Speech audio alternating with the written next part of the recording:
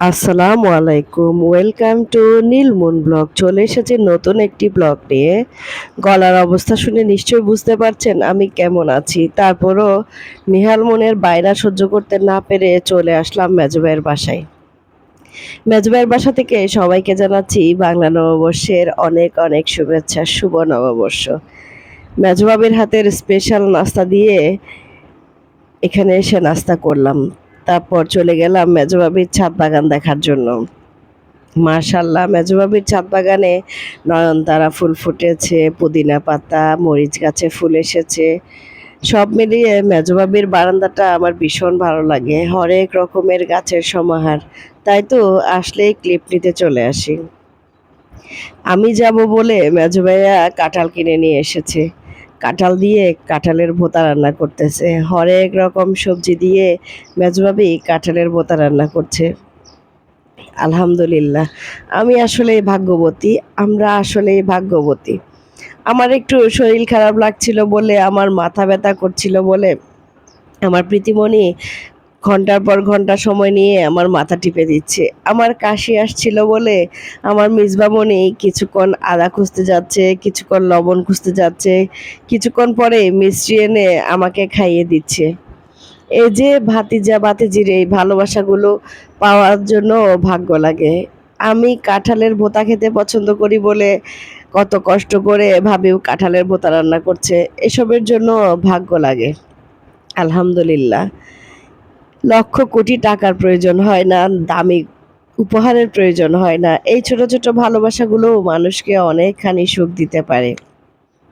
আমাদের নতুন বউ, ইরফানের বউ আমার মাথা ব্যথা করছিল বলে অনেকক্ষণ সময় নিয়ে আমার চুল আঁচড়ে দিয়েছে, আমার মাথায় বাম দিয়ে মাথা টিপে দিয়েছে।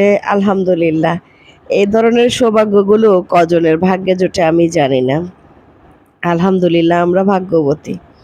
আমাদেরকে আল্লাহ দুটা ভালো ভাইয়ের বউ দিয়েছে, ছেলের বউ দিয়েছে। আলহামদুলিল্লাহ।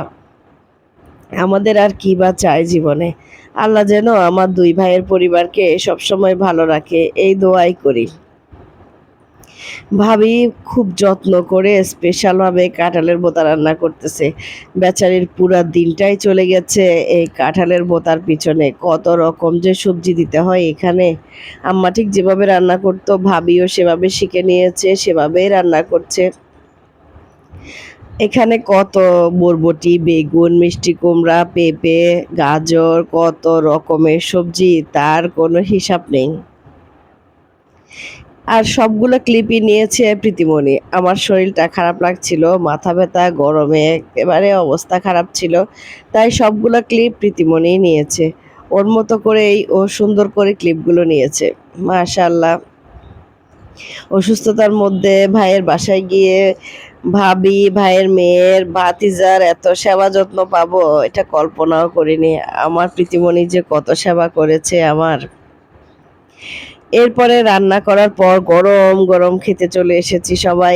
এখানে ছিল গরুর মাংস, মুরগির মাংস, রুই মাছ ভাজা, সর্ষে বাটা দিয়ে রুই মাছের মাথা, আমাদের পুকুরের ছোট মাছ, কাঁঠালের ভোঁতা, ডাল, তারপরে ছিল মরিচ ভর্তা, অনেক কিছুই ছিল। তবে এখানে হিট ছিল কাঁঠালের ভোঁতা।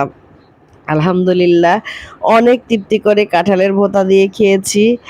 কাঁঠালের ভোঁতাগুলো যে এত বেশি মজা হয়েছিল, শুধু খেয়েছি তাই না, আসার সময় ভাবি আবার প্যাকেট করে আমার জন্য দিয়ে দিয়েছে, সেজবের জন্য দিয়ে দিয়েছে, আবার মেজো আপার জন্য পাঠিয়েছে। আলহামদুলিল্লাহ, আলহামদুলিল্লাহ।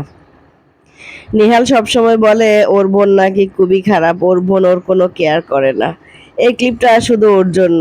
ও যখন বাইরে ঘুরতে চলে গেছে, ওর বোন বসে বসে ওর পায়জামা, পাঞ্জাবি এগুলো গুছিয়ে রাখছে। আলহামদুলিল্লাহ, আমার মেয়েটা অনেক কেয়ার করে, ভাইয়ের সব কিছু, মায়ের ভাইয়ের সব কিছু গুছিয়ে রাখে। আমার ছেলে সবসময় অভিযোগ ওর বোন নাকি ওর কোনো কেয়ার করে না, ওকে ভালোবাসে না। আসার মুহূর্তে ভাবি বানিয়েছিল সন্দেশ। সন্দেশগুলো মুহিদের জন্য রেখে দিয়েছিল। পরে আসার সময় সন্দেশ দিয়ে আর মিষ্টি আলু দিয়ে বছরের মিষ্টি মুখ করালো। এরপরে চলে এসেছি মেজপার বাসায়। মেজপা গরম গরম এখানে অরেঞ্জ কেক বানিয়ে দিয়েছে ওভেনে। তারপরে চিকেন ফ্রাই ছিল, KFC স্টাইলের চিকেন ফ্রাই। এখানে এসে নিজেকে ভীষণ অপরাধী লাগছিল, কারণ দীর্ঘ 5 দিন ধরে নাকি আপার বাসায় গ্যাস পাইপ লিক হয়েছে, যার কারণে ওরা ওভেনে তারপর ইন্ডাকশনে অনেক কষ্ট করে রান্নাবান্না করছে। তারপরও কতগুলা যে আয়োজন করেছে, এটার জন্য নিজেকে খুব অপরাধী লাগছিল। তো এই ছিল আজকের ব্লগ।